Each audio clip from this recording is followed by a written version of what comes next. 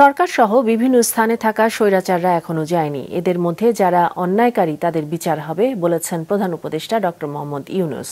জুলাই গণঅভ্যুত্থানে আহত ও শহীদ পরিবারের মাঝে আনুষ্ঠানিক আর্থিক সহায়তা কার্যক্রমের উদ্বোধনী অনুষ্ঠানে একথা বলেন তিনি।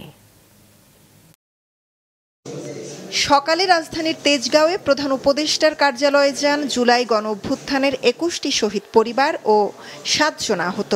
তাদের আর্থিক সহায়তা প্রদানের মাধ্যমে রাষ্ট্রীয় সহায়তা কার্যক্রমের উদ্বোধন করেন ডক্টর মোহাম্মদ ইউনূস।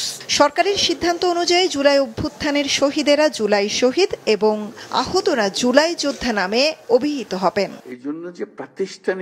প্রধান উপদেষ্টা বলেন, অভ্যুত্থানে আন্দোলনকারীরা যা করেছে সেটি শুধু বাংলাদেশ নয়, পৃথিবীর ইতিহাসে বিরল। বলেন, সরকার সহ বিভিন্ন স্থানে থাকা স্বৈরাচাররা এখনো যায়নি। এদের মধ্যে যারা অন্যায়কারী তাদের আইনের আওতায় আনতে হবে। তোমরা বলার সময় বলেছো যে আমাদের এখানে স্বৈরাচারী সরকারের লোক বসে আছে, আমাকে এই করছে। তারা চলে যায় নাই। এই নতুন বাংলাদেশের ভেতরে যারা গন্ডগোলের সৃষ্টি করতে পারে তাদেরও নিশ্চিহ্ন করবো। আমরা যাদের অপরাধী তাদেরকে পুলিশের হাতে, আইনের হাতে সোপর্দ করব।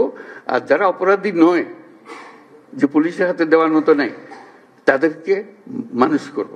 যদি বল তারা সে আমারে পিটবে, আমি পিটবো, এটা এই পিটাপিটির শেষ কোনোদিন হবে না।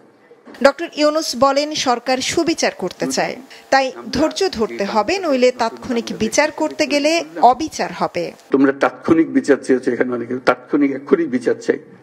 বিচারের মুশকিল হলো যে তাৎক্ষণিক হয় না এই জিনিস, কারণ তাৎক্ষণিক হতে হলে অবিচার হয়ে যায়। বিচারের মূল জিনিসটা হলো এটা সুবিচার হতে হবে। আর আমরা যদি অবিচারে নেমে যাই তাহলে তাদের আর আমাদের তফাৎ হলো কি? আমরা অবিচারে নামবো না।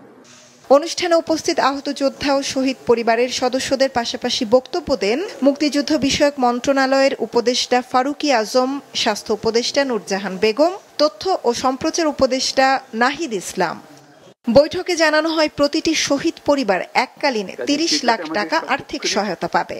এর পাশাপাশি প্রতি মাসে ২০,০০০ টাকা করে ভাতা দেওয়া হবে।